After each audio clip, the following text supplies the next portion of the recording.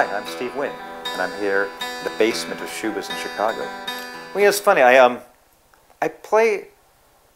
have tended to play more in Europe than I play in the States, and lately that's changed. I'm doing more shows over here, but I play there a lot. And at one point, I had this old Vibroverb, like 1963, I think, old, great Vibroverb amp, and I finally had brought it over to Europe. I had to ship it one time, and I left it there because I play there so much.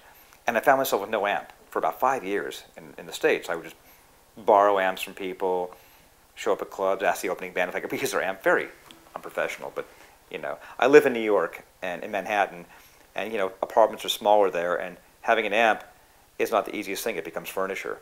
So I decided not to keep an amp there. But at some point I realized I had to get something, and I'm not going to get a Marshall stack and put it in my little apartment. It wouldn't go with the decor or whatever that is.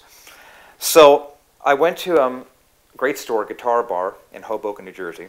Great place, and run by James Mastro, who plays with Ian Hunter and John Kao and a lot of other great people. And James has a store there, and he turned me on to this Princeton amp, 1960 Princeton.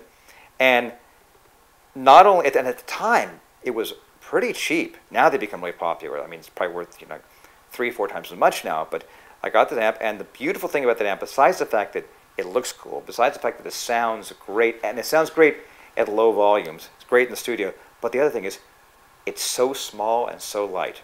I can go on the subway with my Princeton, my effects, and my guitar, and still be able to read the newspaper while I'm traveling. It's it's such a convenient amp for people in New York who don't have cars. So that's kind of my favorite thing I have. Guitars. I've been playing the same Telecaster I've had since I was in the Dream Syndicate in the 80s. Had it for 25 years now. It's a great old mid-70s Tele. And at some point, I kind of freaked out about taking it on the road. It's like I had it so long, and I began to realize if it was stolen, I'd be really unhappy. So I tend to not take it out, play it around the house, I record with it. And I got this cheap Strat, just an American Strat from 5 or 6 years ago. It's just a knock-around Strat. I put some Lindy Fralin pickups on it, which are these great pickups, guy in Richmond, and I have a friend who knows Lindy, so he put them on, and showed me what he does. It was very exciting, and they're great.